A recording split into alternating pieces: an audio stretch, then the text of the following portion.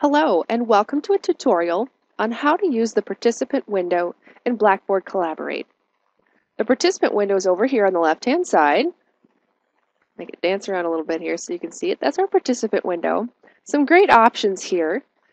First of all, you'll notice, since I'm the only one in the room, I'm the only one listed, but you'll see yourself listed here in the room along with anyone else who's in the Blackboard Collaborate room with you.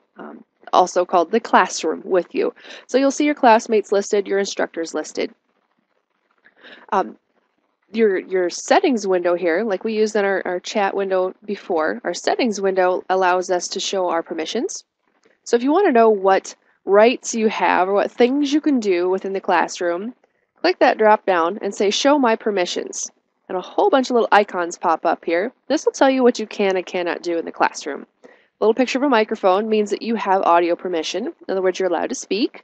In some classrooms or some big meetings, sometimes they'll actually turn that off so they can have silence when they have a presenter. The next one is a webcam. So if you have a webcam with your computer, you can turn that on and display it in the classroom. Chat permissions. So you do have the rights to log into the chat box there and discuss things with your professor and your classmates. The little pencil means that we have the right to work on the whiteboard. So if that was X'd out like the next two, that would mean that we couldn't do that. Sometimes instructors will take away that permission when they're presenting as well, so students don't accidentally move things around on the whiteboard or write on their presentation when they're not invited to do so. The next one, the next couple actually, have X's on them. That means they're things that we're not allowed to do. For example, here we have a picture of the World Wide Web with an X on it. There is a feature in Blackboard that allows us to go on a web tour with others in our group. Not a feature I'll explain here, but the X there simply means that we don't have the permission to do that right now. And application sharing means that we could share an application such as Word or Excel, something running on our desktop, we could share with the class and have it pop up here on the whiteboard. And again, that feature's X'd out. That means that we don't have the right to do that right now. Some other fun things that we can do in the participant window. The first one here, we can kind of tell our classmates and our instructor how we're feeling right now. So I could say, oh, I'm happy. So look at me here in the main room. Shows a smiley face.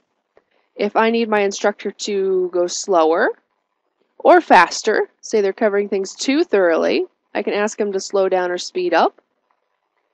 And let's see, we can clap, confusion, approval, disapproval. So lots of different things that we can do here to give people an idea of how we're feeling or how things are going without actually raising our hand or speaking to interrupt our instructor. The next button has a little picture of a person and a clock here. We click on that if we're going to be away from our computer.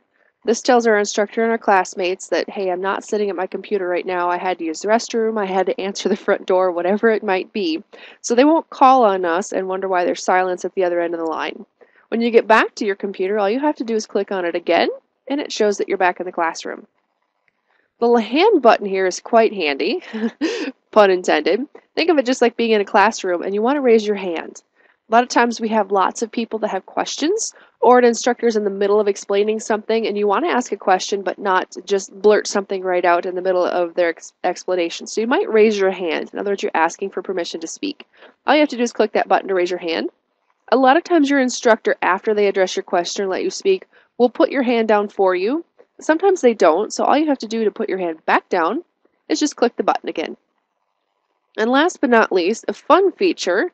Some instructors use it, some don't. They might ask you a question. They'll send out a poll, and they'll ask you to say yes or no. Have you ever heard of so-and-so, or have you ever experienced this in the workplace before?